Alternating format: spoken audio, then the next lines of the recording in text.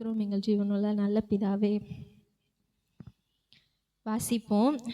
வெளிப்படுத்தின விசேஷம், யோவானுக்கு வெளிப்படுத்தின விசேஷம் 1வது அதிகாரம் 6வது வசனம்.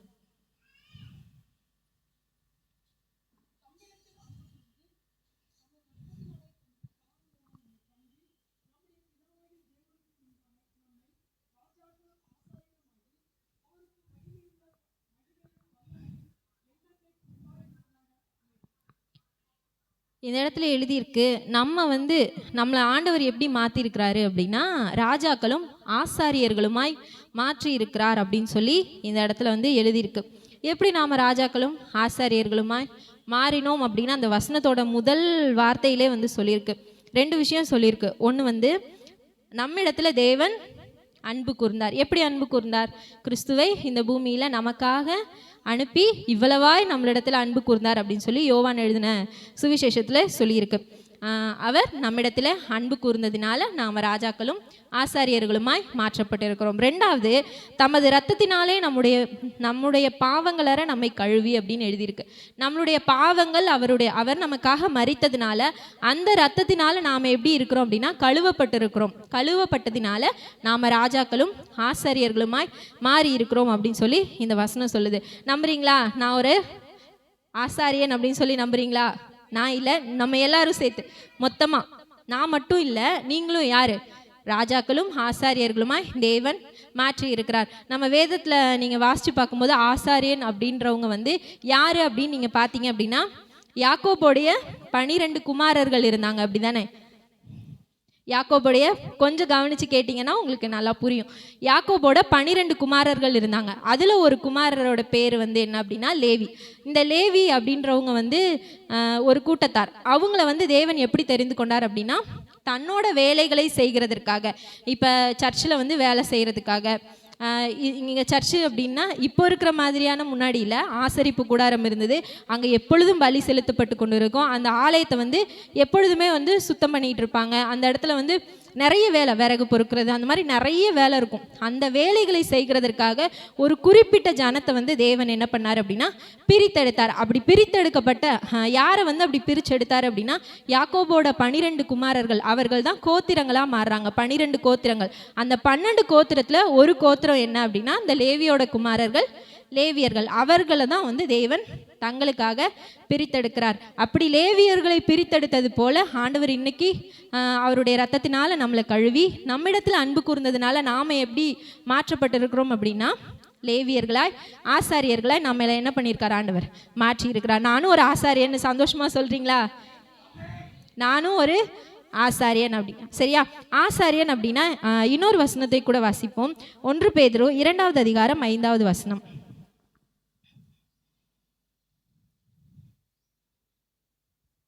1 பேதுரு 2வது அதிகாரம் 5வது வசனம்.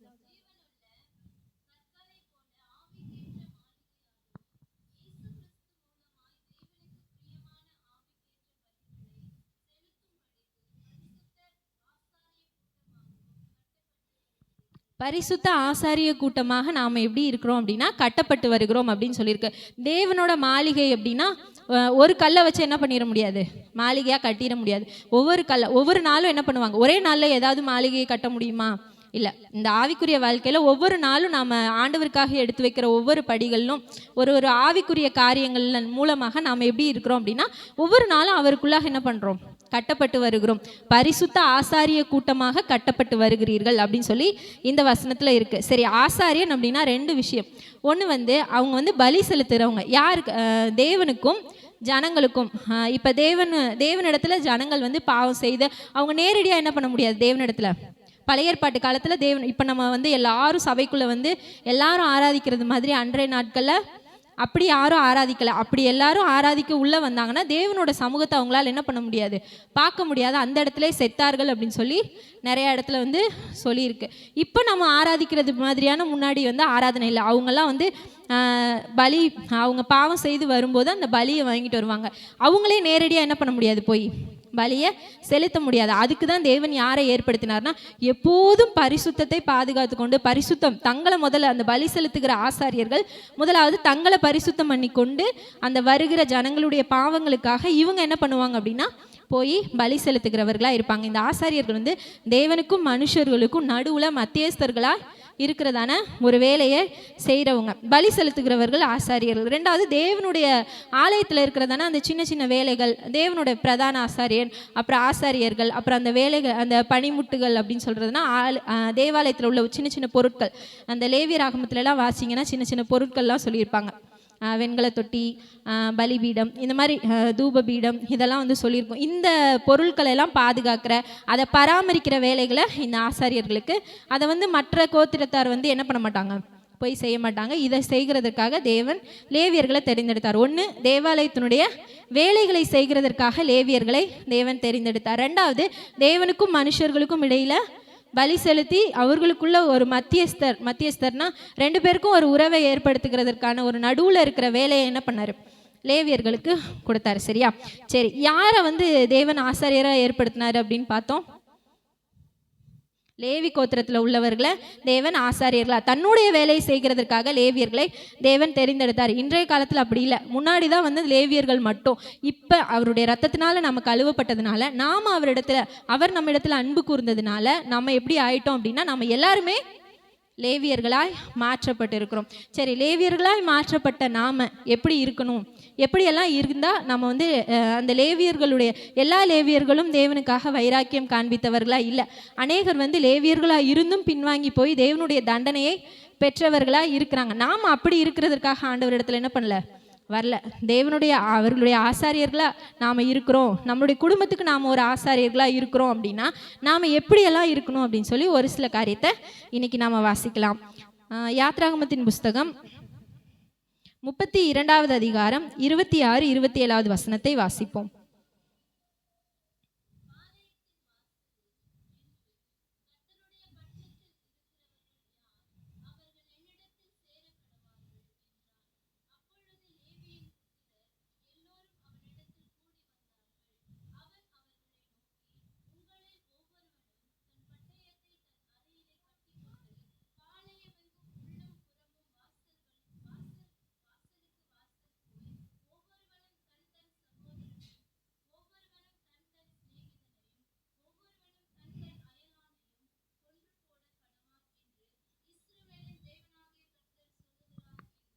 இந்த இடத்துல என்ன சம்பவம் அப்படின்னா, இந்த வார்த்தையை நான் முதலாவது சொல்ல விரும்புகிறேன்.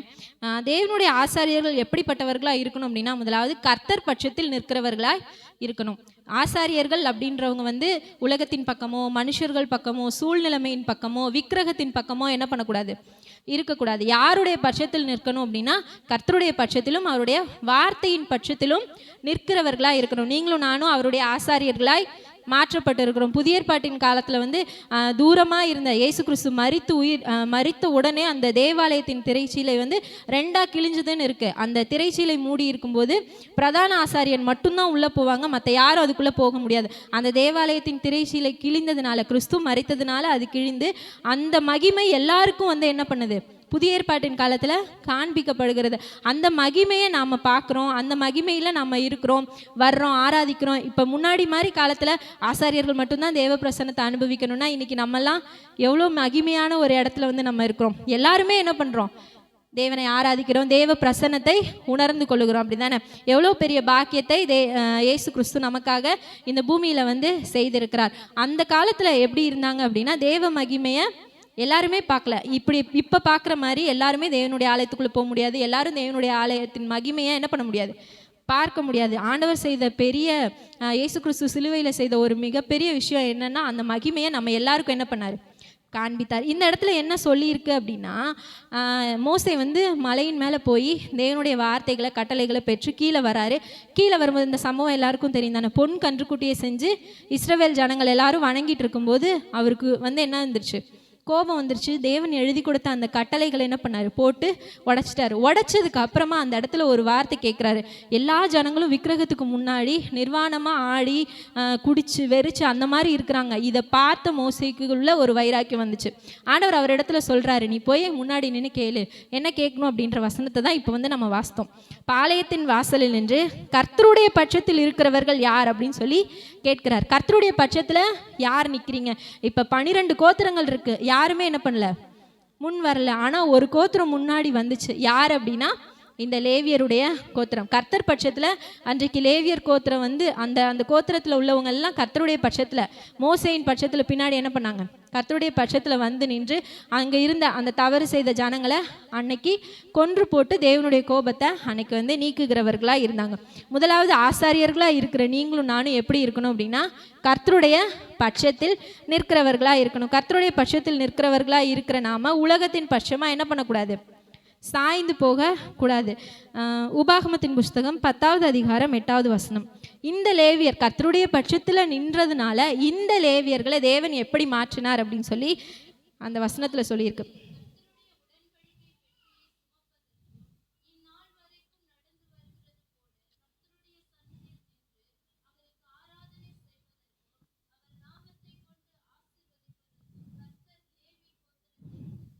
கர்த்தர் வந்து இஸ்ரவேல் 12 கோத்திரத்தை ஆசீர்வதிக்கிறதற்கு யாரை தெரிந்து கொண்டார் அப்படின்னு எழுதியிருக்கு அப்படின்னா, லேவியர் கோத்திரத்தை தெரிந்து கொண்டார் அப்படின்னு சொல்லி எழுதியிருக்கு.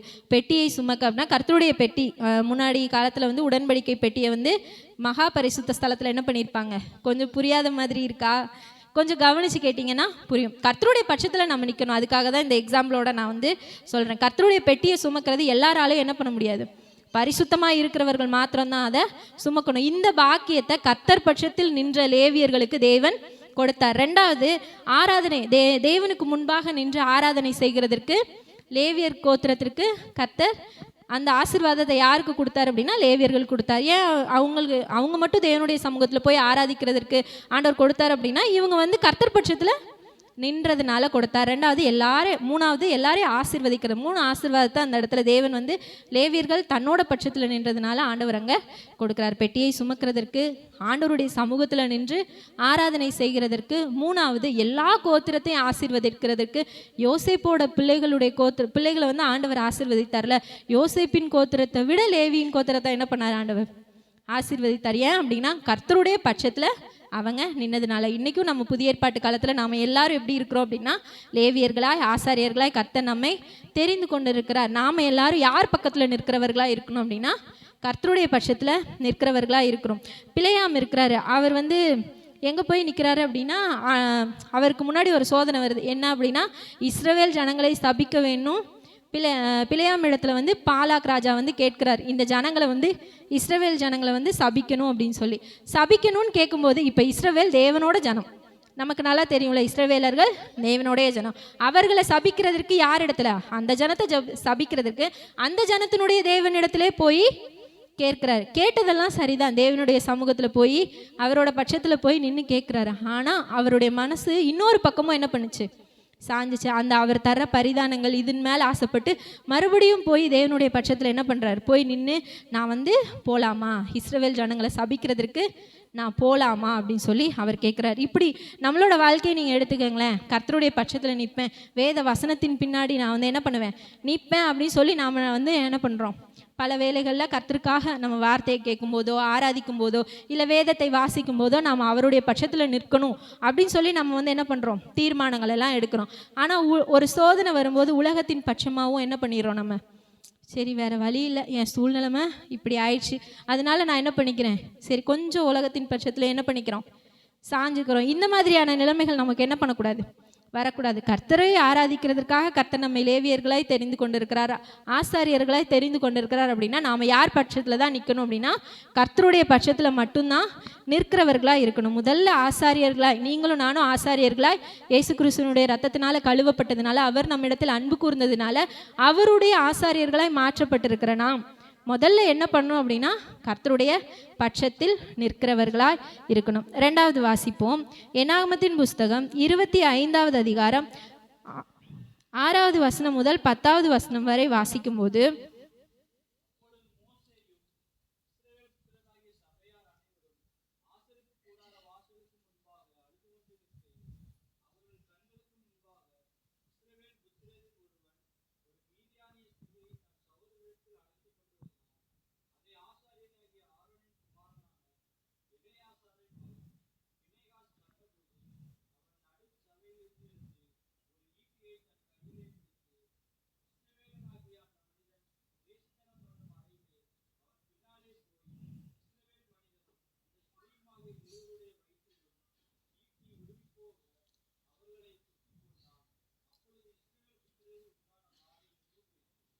இந்த இந்த இடத்துல நம்ம வாசிக்கிறோம், லேவியின் கோத்திரத்தில் வந்ததான ஆரோனை கர்த்தர் லேவியின் கோத்திரத்தில் ஆசாரியனா என்ன பண்ணார்?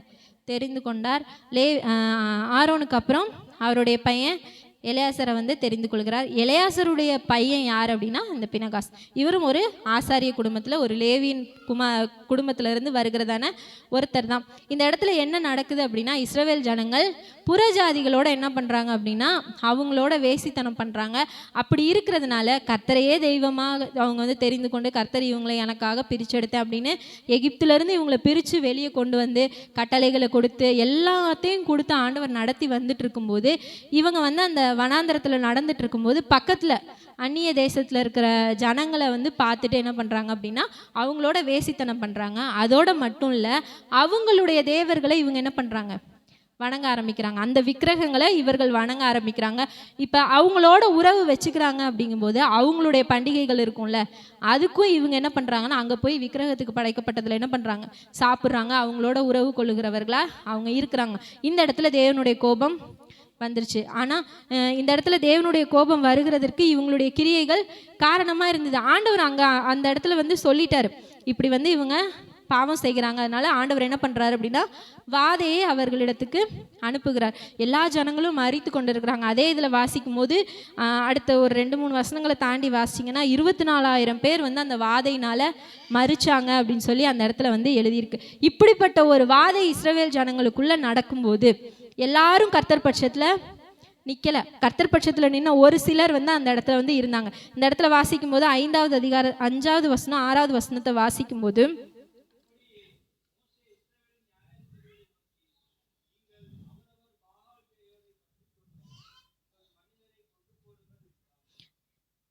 இந்த இடத்துல ஆண்டவர் அவங்க கிட்ட சொல்லிட்டாரு, அவங்க அந்த பாவம் செஞ்ச ஜனங்களை என்ன பண்ணிருங்க, கொன்று போட்டுருங்க அப்படின்னு சொல்லிட்டு அவங்களுக்கு வைராக்கியமாக ஒரு விஷயத்தை ஆண்டவர் என்ன பண்ணுறாரு அப்படின்னா சொல்கிறாரு.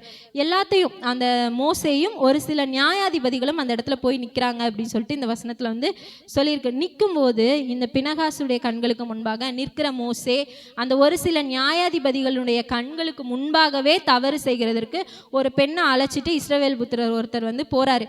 இதை பார்த்த உடனே பினகாசால் என்ன பண்ண முடியல, இத்தனை ஜனங்கள் வந்து இறந்துட்டு இருக்காங்க, இது எதனால் வந்ததுன்னு கர்த்தர் என்ன பண்ணிட்டாரு சொல்லிட்டாரு. இவங்கெல்லாம் என்ன பண்ணிட்டு இருக்காங்க, இந்த என் ஜனங்களை காப்பாத்துறதுக்கு நான் என்ன பண்ணணும்? தேவன் பேர்ல அவனுக்கு உண்டான பக்தி வைராக்கியம் எப்படி இருந்தது அப்படின்னா எல்லாரும் நிற்கிறாங்க. இவனுக்குள்ள இருந்த வைராக்கியம், ஆண்டவருக்கு விரோதமா கோபம் ஊற்ற இந்த ஜனங்களை என்ன பண்ணணும்?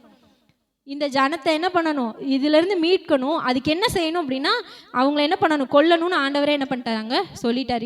இவருக்குள்ளே இருந்த பக்தி வைராக்கியம் எல்லாருக்குள்ளேயும் அந்த இடத்துல இல்லை. அந்த இடத்துல கர்த்தர் பட்சத்தில் நின்று ஒரு சிலரும் அந்த இடத்துல இருக்கிறாங்க. அதில் எழுதியிருக்கு மோசேயும் இஸ்ரவேலின் நியாயாதிபதிகளும் அப்படின்னு சொல்லி எழுதியிருக்கு. எல்லாருமே போய் வந்து நின்று அழுதுட்டு தான் இருக்கிறாங்க. அப்படி இருக்கும்போது இந்த மனுஷனுக்குள்ளே மட்டும் ஒரு வைராக்கியம் வருது.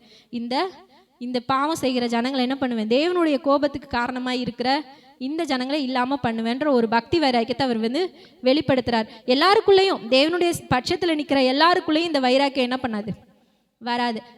தேவனோட பட்சத்தில் நிற்கிற நமக்கு அடுத்து ஒரு காரியம் இருக்கணும் அப்படின்னா தேவனுக்காக பக்தி வைராக்கியம் காண்பிக்கிறவர்களாக இருக்கணும். அவர் போறாரு, ஈட்டி எடுத்துகிட்டு போய் தவறு செய்கிற அந்த மனிதர்களை அந்த இடத்துல குத்தி கொள்றாரு. தேவனுடைய கோபம் அந்த இடத்த விட்டு நீங்குது. 24,000 பேர் அந்த இடத்துல இறந்து போகிறாங்க. அந்த வாதை அதோடு நின்று போகிறது. நம்மளோட வாழ்க்கையில் ஏதோ ஒரு வாதை, ஏதோ ஒரு பிரச்சனை நம்மளுக்கு நேரிடும் போது நாம் தேவனுக்காக பக்தி வைராக்கியம் காண்பிக்கும் போது அது என்ன பண்ணும் அப்படின்னா நம்மளுடைய குடும்பத்தை விட்டோ நம்மளுடைய பர்சனல் லைஃப்பை விட்டோ ஏதோ ஒரு குறைவோ ஒரு வாதை நமக்கு நேராக வருது, ஏதோ ஒரு பிரச்சனை நமக்கு நேராக வருதுன்னா நம்ம கர்த்தருக்காக பக்தி வைராக்கியம் காண்பிக்கும் போது நம்மளை விட்டோ நம்மளோட குடும்பத்தை விட்டோ அது நீங்குகிறதுக்கு தேவன் அந்த வைராக்கியத்தை என்ன பண்ணுறாருன்னா காண்பிக்கிறவராக இருக்கிறார், பார்க்கிறவராக இருக்கிறார். நாம் வைராக்கியம் காண்பிக்கும் போது தேவன் நம்மை கனப்படுத்துகிறவராக இருக்கிறார். அந்த இடத்துல 13வது வசனத்தில் சொல்லியிருக்கு,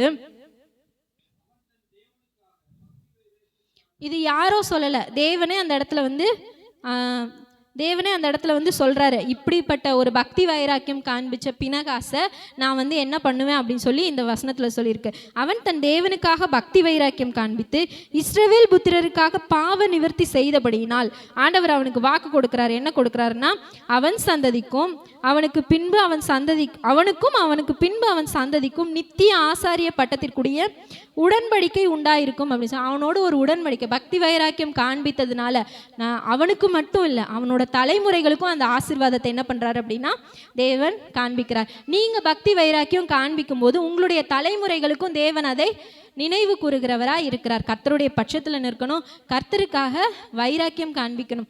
சும்மா ஏனோ தானோன்னு நம்ம போயிட்டு இருக்க லைஃப்லேயே ஆண்டவருக்கு இப்போ ஒரு விஷயத்தை முடிவெடுக்கிறோம் அப்படின்னா சும்மா நம்மளோட வழி விலகவும் நம்மளால் முடியும், ஏனோ தானோன்னு செய்யவும் நம்மளால் என்ன பண்ண முடியும்.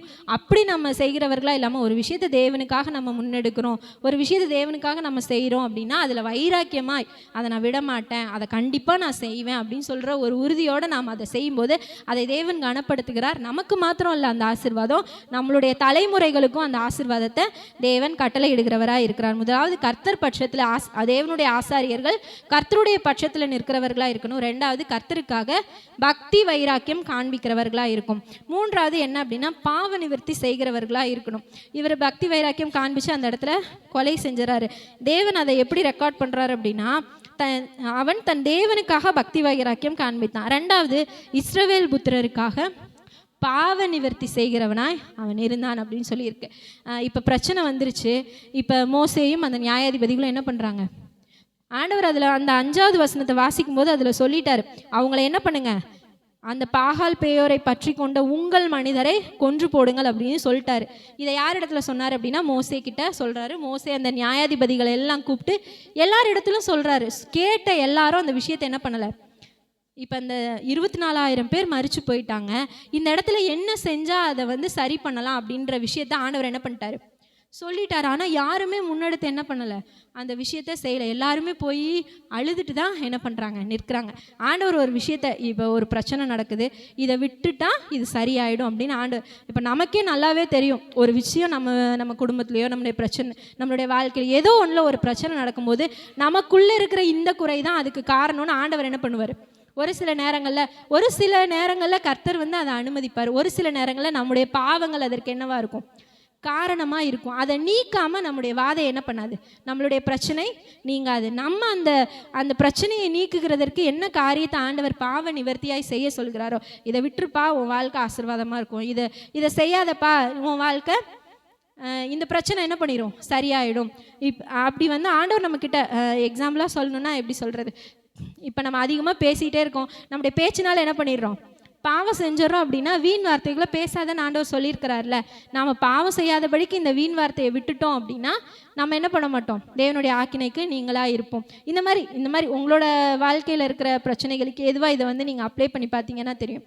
நமக்குள்ளே ஒரு பிரச்சனை வருது அப்படின்னா அந்த பிரச்சனைக்கான காரணத்தையும் ஆண்டவர் என்ன பண்ணுவார், ஒருவேளை எனக்கு தெரியல அப்படின்னா தேவ சமூகத்தில் போய் இது எதனால வந்தது, இவ்வளோ 24,000 பேர் இறந்து போகிற அளவுக்கு பிரச்சனை எதனால வந்தது அப்படின்னு அவங்க தேவனிடத்தில் விசாரிக்கும் போது தேவனே அவங்களுக்கு என்ன பண்ணிட்டாரு, வெளிப்படுத்திட்டார். ஆனால் அந்த மோசேயும் அந்த நியாயாதிபதிகளும் என்ன பண்ணலை அப்படின்னா அதற்கான பாவ நிவர்த்தியை கொன்று போட சொல்லியிருக்கிறார்ல, அந்த பாகால் பேயோரை பற்றி போன அந்த விக்கிரகத்தை பற்றி போன ஜனங்களை உன் நடுவில் இல்லாதபடி அவர்களை பார்த்து அடுத்தவங்க கெட்டு போகாதபடிக்கு நீ என்ன பண்ணு, கொன்று போடுன்னு ஆண்டவர் சொல்லும் போது அதை அவங்க எல்லாரும் அவங்கள கொல்றதுக்கு வருத்தப்பட்டு என்ன பண்ணுறாங்க, அழுதுட்டு இருக்காங்க. இதே போல தானே நம்மளுடைய விட முடியாமல் ஒரு சில காரியங்களுக்காக நம்ம என்ன பண்ணிட்டு இருக்கோம், விட்டுட்டா சரியாயிடும், அவ்வளோதான், இதை விட்டுட்டா நம்மளோட பிரச்சனைகள் போராட்டங்கள் எல்லாம் என்ன பண்ணிடும் சரியாயிடும். ஆனால் நம்ம விடாமல் அதுக்காக என்ன பண்ணிகிட்டு இருக்கோம், ஆண்டவரே இதை முடியலையே, இதை என்னால் சரி பண்ண முடியலையே, அப்படி தான் நம்ம என்ன பண்ணிகிட்டு இருக்கோம், பல வேலைகளில் போராடிட்டு இருக்கோம். விட்டுட்டா சரியாயிட போகுது. விட வேண்டிய காரியங்களே சிலதை தேவனுக்காக நம்ம விடும்போது பாவ நிவர்த்தியாக அவர் வந்து அந்த இடத்துல பாவ நிவர்த்தியாக சொன்னார். இது வந்து பழைய ஏற்பாட்டின் முறைமையின்படி கொன்று போடுறதுனால, புதிய ஏற்பாட்டில் அப்படி நமக்கு வந்து ஆண்டவர் சொல்லலை. மாம்சத்தோடும் இரத்தத்தோடும் நமக்கு போராட்டம் இல்லை, வானமண்டலங்களில் இருக்கிற பொல்லாத ஆவிகளின் சேனைகளோடு நமக்கு யுத்தம் இருக்குது அப்படின்னு வந்து ஆண்டவர் சொல்கிறார். இப்போ இவங்க வந்து பிரச்சனையாக இருக்கிறதுனால இவங்களை என்ன பண்ணாங்க, கொன்று போட்டு அந்த இடத்துல பாவ நிவர்த்தி செஞ்சாங்க. நம்மளுடைய ஆவிக்குரிய வாழ்க்கைக்கு விரோதமாக இருக்கிற ஒரு சில காரியங்கள், ஒரு சில வாசல்களை நம்மளே என்ன பண்ணிடுறோம், இடம் கொடுத்து உள்ளே நம்ம என்ன பண்ணிடுறோம், அனுமதிச்சிடுறோம். அப்படி அனுமதிக்கிற அந்த இதை வந்து நான் எந்த காரியம், இப்போ ஒரு தீமையான எண்ணங்கள் நமக்குள்ளே வருது அப்படின்னா நம்ம எதை பார்க்குறதுனால அந்த எண்ணங்கள் நமக்குள்ளே வருது அப்படின்றத பார்த்து இந்த ஃபோனில் தான் நான் அதை பார்க்குறேன், இதனால தான் எனக்கு தீமையான எண்ணம் வருது அப்படின்னா ஃபோனை கட் பண்ணிட்டா அந்த தீமையான எண்ணம் நமக்கு என்ன பண்ண போகிறதில்ல, வரப்போகிறதில்ல. அந்த மாதிரி விஷயங்களை நம்ம ஆண்டவருக்காக விடும்போது அந்த இடத்துல வந்து என்ன பண்ணும், நமக்கு வருகிறதான போராட்டங்கள் பிரச்சனைகளை நம்ம ஜெயிக்கிறதற்கு ஏதுவாக இருக்கும். அந்த இடத்துல வந்ததான வாதையை நீக்குகிறதற்கு பினெகாஸ் தான் போய் பாவ நிவர்த்தியாக என்ன பண்ணுறாரு, அந்த ஜனத்தை கொன்று அந்த 2 பேரையும் என்ன பண்ணுறாரு, கொன்று. அந்த எல்லாரும் போய் அதை செய்யலை, நியாயாதிபதிகள் எல்லாருமே போய் நின்று அழுதுட்டு தான் இருக்காங்க. ஆனால் பினெகாஸ் வைராக்கியம் கொண்டார். அதோடு மட்டும் நிற்கலை, பாவ நிவர்த்தியாய் தேவன் என்ன சொன்னார், போய் கொன்று போட சொல்கிறாருல. இந்த கிரியைகளை நம்மளோட வாழ்க்கையில் ஒரு சில கிரியைகளை ஆண்டவர் கொன்று போட்டு மாம்சத்தின் கிரியைகளை ஆண்டவர் வெளியே எடுக்க என்ன பண்ணுவார், ஒரு சில நேரங்கள் சொல்லும்போது அதை என்ன பண்ணிடணும், ஆவியிலே ஜெபிச்சு அதை ஆவியிலே நம்ம என்ன பண்ணணும். இங்கே மாம்சத்தின்படியே அவர் வந்து கொன்று மேற்கொண்டார், நாம் ஆவியிலே ஜெபிச்சு அதை என்ன பண்ணணும், மேற்கொள்ளுகிறவர்களாக இருக்கும்போது நம்மளுடைய போராட்டங்கள் பிரச்சனைகள் நம்மளுடைய குடும்பங்கள் இருக்கிற ஏதோ ஒரு வாதை எல்லாத்தையும் ஆண்டவர் என்ன பண்ணுவார், நிவர்த்தி செய்து அந்த இடத்துல ஒரு விடுதலையை ஆண்டவர் கட்டளையிட நல்லவராக இருக்கிறார். முதலாவது தேவனுடைய ஆசாரியர்கள் எப்படி இருக்கணும்னா கர்த்தருடைய பட்சத்தில் நிற்கிறவர்களாக இருக்கணும். 2வது தேவனுக்காக பக்தி வைராக்கியம் காண்பிக்கிறவர்களாக இருக்கணும். 3வது ஆண்டவர் வெளிப்படுத்தும் போது அதை என்ன செய்ய சொல்கிறாரோ அதை நம்ம செய்யும்போது அந்த போராட்டம் அந்த பிரச்சனையை நம்மளை விட்டு நீங்கள் 3வது பாவ நிவர்த்தி செய்கிறவர்களாக இருக்கணும். உங்களுடைய குடும்பத்தில் இப்போ நான் ஒரு விஷயத்த நினைக்கிறேன், என் குடும்பத்தில் இருக்கிறவங்க அதுக்கு அகைன்ஸ்டாக இருக்கும்போது நாம் என்ன பண்ணுவோம் அப்படின்னா, நம்ம என்ன பண்ணுவோம், அவங்கள பகைச்சு இவங்க அப்படி நம்ம போய் நம்ம என்ன ப்ரேயர் பண்ணும்போது எப்படி பண்ணுவோம், இவங்க அப்படி இருக்காங்க அவங்க அப்படி இருக்காங்க, அப்படி தான் பண்ணுவோம். அவங்களோட குணங்கள் சரியாகணும். இப்போ இவங்க வந்து எனக்கு விரோதமாக இருக்கிறாங்க, இவங்க வந்து எனக்கு மாறானதை செஞ்சிட்ருக்காங்க அப்படின்னா நம்ம போய் தேவனுடைய சமூகத்தில் அவங்கள அடிங்க, அவங்களுக்கு உணர்த்துங்க, அவங்கள இப்படி பண்ணுங்க அப்படி பண்ணுங்க அப்படின்னு நம்ம ஜெபிக்காமல் அவங்களுக்கு பின்பாக செயல்படுதல ஒரு ஆவி, அதை கடிந்து ஜெபிக்கிறவர்களாக இருக்கும்போது நாம் மேற்கொள்ளுகிறவர்களாக இருக்கணும். ஒருவேளை எல்லா பிரச்சனைகளும் வந்து என்ன பண்ணிட முடியாது, நம்ம கொன்று போட முடியாது. ஒரு சில காரியங்களை அவங்கள டைரெக்டாக மாம்சத்தின்படி என்ன பண்ண முடியாது, கொன்று போடுகிற காரியத்தை. அப்படின்னா இன்றைக்கி நம்ம வீட்டில் இருக்கிறவங்கலாம் உயிரோட ஒருத்தர் மாற்றி கொண்டுட்டா என்ன பண்ண முடியும், உயிரோட இருக்க முடியாது. நம்ம அவங்களுக்கு பின்னாடி இருந்து செயல்படுகிற ஆவியை நம்ம அதான் மாம்சத்தோடும் ரத்தத்தோடும் நமக்கு போராட்டம் இல்லை அப்படின்னு சொல்லியிருக்கு. ஆவியோட தான் நமக்கு என்ன இருக்குது, வானமண்டலத்தின் பொல்லாத சேனைகளோடு நமக்கு போராட்டம் உண்டு. அப்படின்னா அவங்களுக்கு பின்னாடி இருந்து கிரியை செய்ய, அவங்க நல்லவங்க தான், அவங்களுக்கு பின்னாடி இருந்து நமக்கு விரோதமாக கிரியை செய்ய வைக்கிற ஒரு ஆவி இருக்குல்ல, அதை தான் கடிந்து கொண்டு நம்ம ஜெபிச்சா அதிலிருந்து நம்ம என்ன பண்ணணும், மேற்கொள்ளுகிறவர்களாக இருக்கணும். இதுதான் பாவ நிவர்த்தி. பினெகாஸ் என்ன செஞ்சார்னா 2 விஷயத்தை செஞ்சாருன்னு அந்த வசனம் சொல்லியிருக்கு. இந்த வசனத்தை தியானிக்கும் போது தான் இந்த ஆசாரியனை பற்றி நம்ம மெடிடேட் பண்ணோம் அப்படின்னு எனக்கு வந்து தோணுச்சு. இந்த வசனத்தில் சொல்லியிருக்க இந்த 2 விஷயம் என்னென்னா, தேவனுக்காக அவர் பக்தி வைராக்கியம் காண்பிக்கிறவராக இருந்தார். எந்த ஒரு விஷயத்துக்காகவும் நம்ம என்ன பண்ணக்கூடாது, தேவனை விட்டு அவருக்கு பேரில் நம்ம கொண்டு இருக்கிற நம்பிக்கையை ஒருபோதும் நம்மளுடைய குடும்பத்தில் என்ன பண்ணக்கூடாது, விட்டு நம்ம வேற ஒரு காரியத்துக்கு காம்ப்ரமைஸ் ஆகவே கூடாது. அதுதான் இந்த இடத்துல அவர் சொன்னது, தேவனுக்காக பக்தி வைராக்கியம். நாம் எப்படி இருக்கணும் அப்படின்னா தேவனுக்காக பக்தி வைராக்கியம் காண்பிக்கணும். தேவனுக்கு பிரியமில்லை, அவர் எப்படி பாளையத்துக்குள்ளே தேவனுக்கு பிரியமில்லாது உள்ளே வரக்கூடாதுன்னு நினச்சார்ல, அதே போல் நம்மளுடைய குடும்பத்துக்கு ஆசாரியர்களாக இருக்கணும். தேவனுக்கு பிரியமில்லாதது என் குடும்பத்துக்குள்ளே என்ன பண்ணக்கூடாது, வரக்கூடாதுன்னு நம்ம ஒவ்வொருத்தரும் அதில் வைராக்கியமாக இருக்கணும். எந்த வழி எனக்கு திறந்திருக்கு, பிசாசு என் குடும்பத்தில் வந்து கிரியை செய்கிறதுக்கு எனக்கு ஏதுவான வழி எது இருக்குது அப்படின்றத நாம் ஆவியில் ஜெபிக்கும் போது, ஆவிக்குரியவர்களாக நம்ம இருக்கும்போது தேவன் நமக்கு என்ன பண்ணுவார், வெளிப்படுத்துவார். நம்ம தேவனுக்காக பக்தி வைராக்கியம் காண்பித்து அந்த காரியங்களை நாம் ஜெயிக்கிறவர்களாக இருக்கணும். ஒருபோதும் தேவனுடைய காரியங்களை விட்டு வழி விலகிறதுக்கு நம்ம இருதயத்தை என்ன பண்ணக்கூடாது, ஒத்து போக பிழையாம் செஞ்சார்ல, தேவனை விட்டு இன்னொரு பக்கமும் போகிறதுக்கு என்ன பண்ணார், தேவனிடத்துல தான் போய் கேட்டார். ஆனால் இன்னொரு பக்கமும் என்ன பண்ணுறாரு, தேவனுக்கு விரோதமானதை செய்கிறதற்கு இடம் கொடுக்குறாருல. இந்த மாதிரி நாம் இல்லாமல் தேவனுக்காக பக்தி வைராக்கியம்னா கண்டிப்பாக அவருக்காக மட்டும்தான் நிற்கணும். அதில் வைராக்கியமாக இருக்கணும். என் குடும்பத்துக்குள்ளே தேவனுக்கு விரோதமானது வரக்கூடாதுன்றதுல வைராக்கியமாக இருக்கணும்.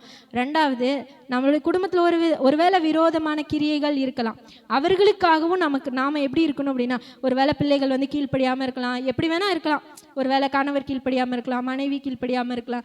அவங்கள வந்து நம்ம என்ன பண்ணக்கூடாது, ஆண்டவர் இடத்துல போய் கோல் மூட்டி அந்த ஜெபம் செய்கிறவர்களா இல்லாமல், ஆண்டவரே அவர்களுக்கு பின்னாடி இருந்து கிரியை செய்கிற வல்லமைகளை மேற்கொள்ளுகிறதுக்கு கிருபை கொடுங்க, இந்த நேரத்தில் எப்படி இருக்கணும்னு எங்களுக்கு கற்றுத்தாங்க, இந்த மாதிரி நம்ம என்ன பண்ணணும், ஜெபிக்கிறவர்களா இருக்கணும். பினெகாஸ் இந்த 2 விஷயத்தை தான் செஞ்சார். தேவனுக்காக வைராக்கியம் காண்பித்தார், இஸ்ரவேல் ஜனங்களுக்காக பாவ நிவர்த்தி செய்தார் அப்படின்னு சொல்லி எழுதியிருக்கு. நம்மளும் அப்படி தான் இருக்கணும். 3வது பாவ நிவர்த்தி செய்கிறவர்களாக இருக்கணும். 4வது உடன்படிக்கை பெட்டியை சுமக்கிறவர்களாய் இருக்கணும். இந்த ஆசாரியர்களுடைய பிரதானமான வேலையே இதுவும் ஒன்று. வாசிப்போம். யோசுவாவின் புஸ்தகம் 3வது அதிகாரம் 8வது வசனம். யோசுவா 3வது அதிகாரம் 8வது வசனம்.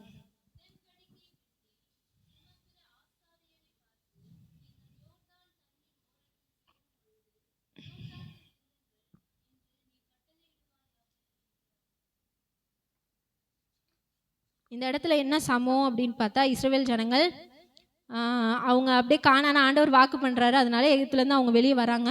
வரும்போது அந்த சுதந்திரிக்க போகிறாங்க. சுதந்திரிக்க போகும்போது அந்த யோர்தான் அந்த கானானுக்குள்ளே போகிறதற்கு அந்த யோர்தான் நதி என்னவா இருக்குது அப்படின்னா தடையாக இருக்குது. அதில் கீழே எழுதியிருக்கு, அறுப்பு காலம் முழுவதும் யோர்தான் கரை புரண்டு ஓடும் அப்படின்னு சொல்லி எழுதியிருக்கு. கரை புரண்டு ஓடுகிற இந்த யோர்தானை இப்போ நார்மலாக தண்ணி போகுது அப்படின்னா எப்படியோ கிராஸ் பண்ணிடலாம்.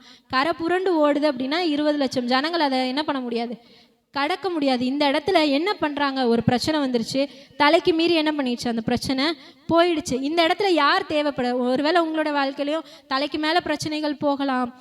என்னால் இந்த இடத்துல எதையுமே செய்ய முடியாது அப்படின்னா நீங்கள் தேவனுடைய பெட்டியை சுமக்கிறவர்களாக இருக்கும்போது இந்த இடத்துல என்ன பண்ணுறாங்கன்னா, தேவனுடைய பெட்டியை சுமக்கிற ஆசாரியர்களை பார்த்து நீங்கள் சுமங்க. தேவனுடைய பெட்டியை என்ன பண்ணுங்க, தோளில் சுமந்துட்டு நீங்கள் போய் அந்த யோர்தானில் கரை புரண்டு ஓடுகிற யோர்தானில் போய் இப்படி காலை வச்சா அது உலர்த்தரையாக மாறி அதை இஸ்ரவேல் ஜனங்கள் கடந்தாங்களாம். அவங்க கடக்கிற வரை இந்த உடன்படிக்கை பெட்டியை சுமக்கிற ஆசாரியர்கள் அதில் கால் ஊன்றி அந்த ஆறில் நின்னாங்க, அந்த யோர்தான் ஆற்றில் நின்னாங்க அப்படின்னு சொல்லி வசனம் சொல்லுது. இந்த இடத்துல ஒரு மிகப்பெரிய அற்புதத்தை ஆண்டவர் செய்தார். ஒருவேளை நம்முடைய வாழ்க்கையிலையும் பிரச்சனைகள், போராட்டங்கள் நமக்கு மீறி போகலாம். நமக்கு மீறி போனாலும் பரவாயில்ல, நாம் நம்மளுக்கு மேலே எதை வச்சுக்கணும் அப்படின்னா உடன்படிக்கை பெட்டி. உடன்படிக்கை பெட்டி என்ன அப்படின்னா, எபிரேயரின் புஸ்தகம், எபிரேயருக்கு எழுதின நிருபம் 9வது அதிகாரம் 4வது வசனம். உடன்படிக்கை பெட்டி என்ன அப்படின்னா அந்த இடத்துல சொல்லியிருக்கு, உடன்படிக்கை பெட்டிக்குள்ளே என்னெல்லாம் இருக்கும் அப்படின்ற ஒரு 3 விஷயங்கள். உங்களுக்கு தெரியுமா இந்த 3 விஷயம்? உடன்படிக்கை பெட்டிக்குள்ளே என்னெல்லாம் இருக்கும் அப்படின்னு, அதுக்குள்ளே என்னெல்லாம் எழுதியிருக்குன்னு அதில் வாசிக்கலாம். 9வது அதிகாரம் 4வது வசனம்.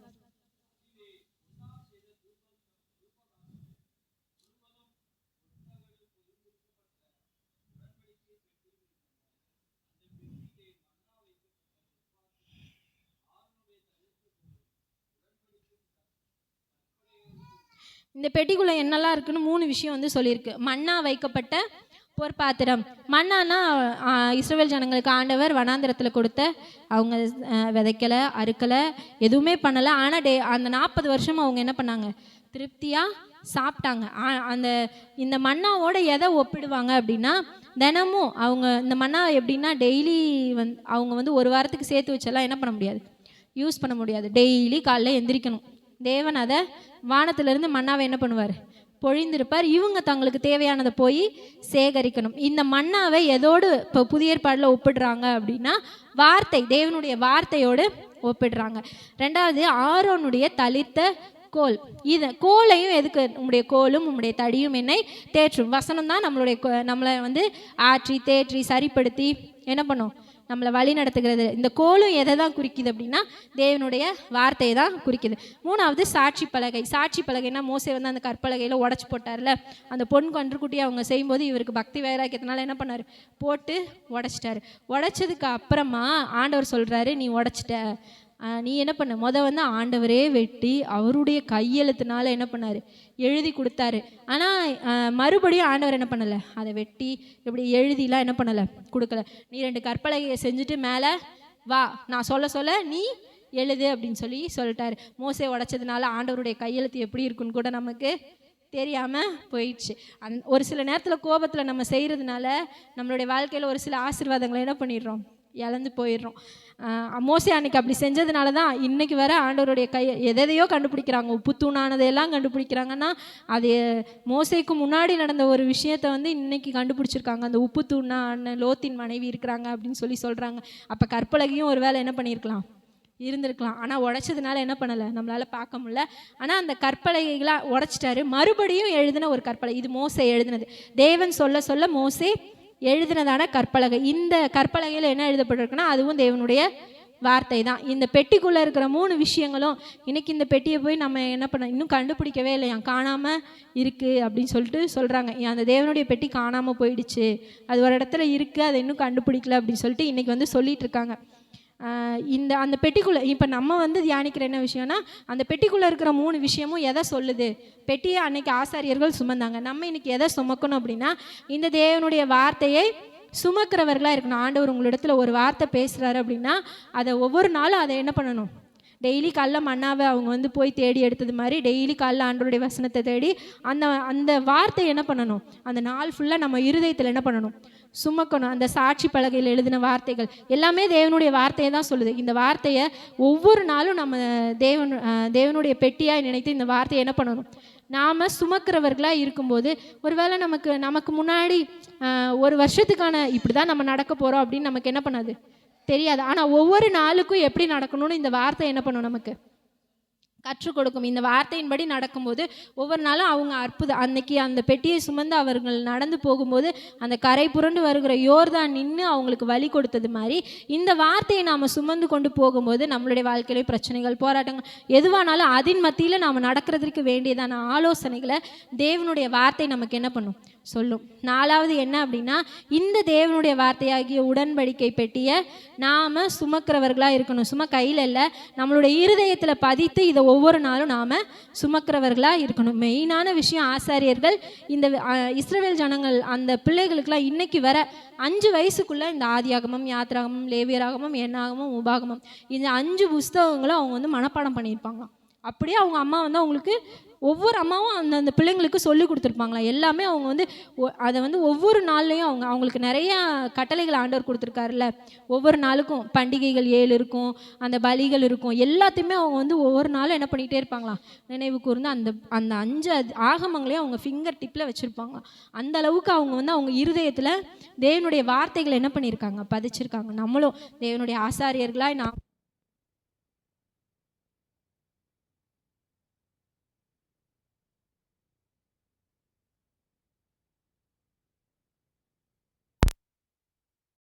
சூழ்நிலைமைகளுக்கு ஏதுவாக இந்த வார்த்தை என்ன பண்ணும்? நம்மளோட இடைப்படும். நமக்கு வேண்டிய வழி அன்னைக்கு அவங்க யோர்தான் நதியில் நடக்கும்போது அவங்களுக்கு வேண்டிய வழி இந்த வார்த்தையை சும்மா போய் நின்றுருந்தா அவங்களும் என்ன பண்ணியிருப்பாங்க?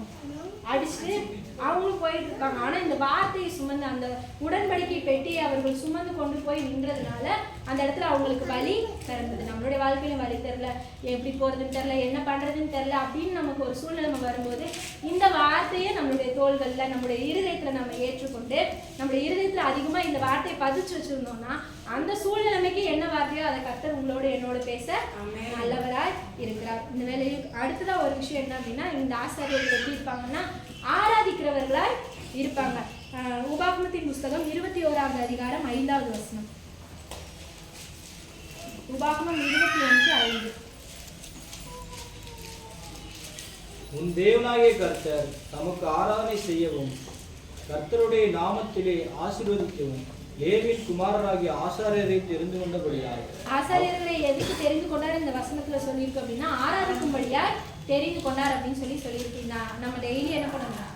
வீட்டில் ஜெபிக்கிறது போல சர்ச்சில் ஆராதிக்கிறது மாதிரி சர்ச்சில் மட்டும் ஆராதிக்கிறவர்களா இல்லாமல் வீட்லையும் எப்பொழுதும் என்ன பண்ணலாம்? எப்போதும் இப்படி உட்காந்து கண்ணை மூடி ஜெபம் பண்ண முடியலனாலும் எப்பொழுதும் பாட்டை நம்மளுடைய நாவலால் என்ன பண்ணலாம்? பாடலாம். ஆண்டவர் எப்போவும் நம்ம இருதயத்துக்குள்ளே வச்சு ஆராதிக்கலாம்ல. அதுதான் அவங்க லேவியர்கள் எப்பொழுதுமே ஆராதனை செய்கிறதுக்காக அவர்கள் ஆண்டவர் வந்து ஏற்படுத்தி வைத்திருந்தார். நம்மளையும் ஆராதிக்கிறதுக்காக கர்த்தர் ஏற்படுத்தியிருக்கிறார். இவர்கள் என்றாலும் இவர்களை என் துதியை சொல்லி வருவார்கள் அப்படின்னு சொல்லியிருக்குல்ல. இவர் நம்மளை ஏற்படுத்தினதே எதற்காக அப்படின்னா ஆராதிக்கும்படியாக நம்மை தெரிந்து கொண்டிருக்கிறார். லூசிஃபரை தள்ளி, லூசிஃபரோட வேலை என்ன அப்படின்னா அவரை ஆராதிக்கிறது தான் அவங்களோட வேலை. அந்த தூதனை தள்ளி அந்த இடத்துல தான் நம்மளை என்ன பண்ண போறாங்க? ஏற்படுத்த போகிறேன்னு சொல்லி தான் நம்மள ஒரு கூட்டமாக என்ன பண்ணியிருக்காரு? தேர்ந்தெடுத்திருக்கிறார். துதிக்கிற கூட்டத்திலிருந்து அவர்கள் தள்ளப்பட்டிருக்கிறாங்க. நாம துதிக்கிற கூட்டத்துக்கு என்ன பண்ண போறோம்? போகிறோம். அதனால இங்கேயே என்ன பண்ணுவோம்? டெய்லி துதித்து ஆராதித்து நம்ம பழகும் போது அந்த லேவியர்களாய் நம்மளும் நம்மளுடைய வாழ்க்கையில் இருக்கலாம். முதலாவது நம்ம லேவியர்களாக தேவன் தெரிந்தெடுத்திருக்கிறாருன்னா கர்த்தர் பட்சத்தில் இருக்கிறவர்களா இருக்கணும். 2வது தேவனுக்காக பக்தி வைராக்கியம் காண்பிக்கணும். 3வது பாவ நிவர்த்தி செய்கிறவர்களா இருக்கணும். 4வது தேவனுடைய வார்த்தையாகிய உடன்படிக்கை பெட்டியை சுமக்கிறவர்களா இருக்கணும். 5வது நாம ஆராதிக்கிறவர்களா இருக்கணும். கண்களை மூடினவர்களா இந்த வேலையில ஜெபிப்போமா? ஆண்டவரே, உம்மால நாங்கள் தெரிந்து கொள்ளப்பட்டிருக்கிறோம். ஒரு ஆசாரியர்களா எங்களையும் நீங்க மாற்றி இருக்கிறீங்கன்னு நாங்க பாக்குறோம்ப்பா. உங்க ரத்தம் எங்களை கழுவி இருக்கிறது. ஆண்டவரே, நீங்க எங்களிடத்துல அன்பு கூர்ந்திருக்கிறீங்கப்பா. ஆண்டவரே, நீங்க எங்களிடத்துல அன்பு கூர்ந்ததுனால, ஆண்டவரே, உங்களுடைய ரத்தம் எங்களை கழுவி இருக்கிறதுனால நாங்களும் ஒரு ஆசாரியர்களா இருக்கிறோம்ப்பா. ஆண்டவரே, நாங்கள் ஒருபோதும் உலகத்தின் பட்சத்துல நிற்கிறவர்களா இருக்கக்கூடாதுப்பா. நாங்க தேவனுடைய பட்சத்துல நிற்கிறவர்களா, தேவனுக்கு ஊழியம் செய்கிற ஆசாரியர்களா நாங்கள் இருக்க கர்த்தர் எங்களை அழைத்திருக்கிறீங்க. ஆண்டவரே, எங்களுடைய வாழ்க்கையின் எல்லா சூழ்நிலைமைகளும் உலகத்தின் பக்கமோ மாம்சத்தின் பக்கமோ ஆண்டவரே உறவுகளின் பக்கமோ நாங்கள் நிற்கிறதற்கு அழைக்கப்படலப்பா. கர்த்தருடைய வார்த்தையின் பட்சம் நாங்கள் நிற்கிறவர்களாய் கர்த்தர் எங்களை மாற்றும்படியாய் ஜெபிக்கிறோம். கர்த்தருடைய பட்சத்தில் நிற்கிற லேவியர்களாய் எங்களை நீங்க மாற்றும்படியாய் ஜெபிக்கிறோம்ப்பா. ஆண்டவரே, நீங்க கேளுங்க. உங்களிடத்துல ஆண்டவர் என்ன பேசினாரோ அந்த வார்த்தைகளை வச்சு நீங்க ஜெபிங்க. அந்த லேவியர்களாய் கர்த்தர் நம்ம ஏற்படுத்தி இருக்கிறார். இந்த குணநலங்களால நம்ம நிரம்பி இருக்கும்போது அந்த லேவியர்களுடைய ஆசீர்வாதத்தை நம்மளுடைய வாழ்க்கையில கர்த்தர் கட்டளையிட அவர் நல்லவராய் இருக்கிறார். தேவனுடைய பட்சத்தில் நிற்கிறவர்களாய் நம்மை மாற்றும்படியாக இந்த வேலையில ஜெபிப்போம். அவருக்காக பக்தி வைராக்கியம் காண்பிக்கிறவர்களாய் கர்த்தர் நம்மை மாற்றும்படியாக ஜெபிப்போம். அவருக்காக அவர் விரும்பாத காரியங்கள் நம்முடைய வாழ்க்கையில் இல்லாதபடி நாம பாவ நிவர்த்தி செய்கிறவர்களாய் கர்த்தர் நம்மை மாற்றும்படியாய் ஜெபிக்கிறோம். நம்முடைய குடும்பங்கள்ல இருக்கிறவர்கள நம்முடைய சூழ்நிலைகளை குறை சொல்கிறவர்கள் அல்ல, அவைகளை மேற்கொள்கிறதற்கான அபிஷேகத்தையும் அவைகளிலிருந்து நம்ம விடுவிக்கப்படுவதற்கான பலனையும் கர்த்தர் நமக்கு தந்திருக்கிறார். அப்படிப்பட்ட பாவ நிவர்த்தி செய்கிறவர்களாய் கர்த்தர் நம்மை மாற்றும்படியாக இந்த வேலையில நம்ம ஜெபிக்கலாமா? ஆண்டவரே, உங்களுடைய வார்த்தையினால் எங்க இருதயத்தை நிரப்புங்க. உங்க வார்த்தை எங்க இருதயத்தை நிரப்பி உங்களுடைய வார்த்தையை சுமந்த அந்த லேவியர்கள் அந்த பிரச்சனையில அந்த யோர்தான்ல கால் வைக்கும் போது ஆண்டவரே வலி பிறந்ததேப்பா. எங்களுடைய சூழ்நிலை மேலாக போகிறதான பிரச்சனை ஆண்டவரே, உங்களுடைய வார்த்தையை சுமந்தவர்களாய் ஆண்டவரே நாங்கள் ஒவ்வொரு நாளும் நடக்க கர்த்தர் எங்களுக்கு கிருபை தாங்கப்பா. எப்பொழுதும் ஆராதிக்கிற இருதயத்தை எங்களுக்கு தாங்கப்பா. எப்பொழுதும் உங்களை துதித்து பாடுகிற உதடுகளை எங்களுக்கு தாங்கப்பா. துதியின் உடையினால ஆண்டவரே எங்களை கர்த்தர் அலங்கரிக்கும்படியாய் ஜெபிக்கிறோம்ப்பா. எப்பொழுதும் எங்களுடைய இருதயத்தில் உண்மை ஆராதிக்கிறதான ஆராதனை வெளிப்படும்படியாய் ஜெபிக்கிறோம்ப்பா. எப்பொழுதும் குழந்தை எப்பொழுதும் ஆண்டவரே இயேசுப்பா உங்களை விரோதிக்கிறதான நீர் வெறுக்கிறதான காரியங்களை நாங்கள் செய்கிறவர்களாய் எல்லாமே நீர் பிரியப்படுகிற ஆராதனையை நாங்கள் செய்ய கர்த்தர் எங்களுக்கு அனுகிரகம் பாராட்டும்படியாய் ஜெபிக்கிறோம்ப்பா. உங்களிடத்துல எங்களை அர்ப்பணிக்கிறோம்ப்பா. எங்களையும் ஆசாரியர்களாய் கர்த்தர் நீர் மாற்றி இருக்கிறீங்க. இந்த குணநலங்களால கர்த்தர் நீர் எங்களை நிரப்பும்படியாய் ஜெபிக்கிறோம்ப்பா. கரத்துல எங்களை அர்ப்பணிக்கிறோம்ப்பா. எங்களை ஆளுகை செய்து வழி நடத்துங்க. இயேசு கிறிஸ்துவின் நாமத்தில் ஜெபிக்கிறோம். எங்கள் ஜீவனால ஆமென். ஆமென். ஹalleluya. ஹalleluya. ஹalleluya.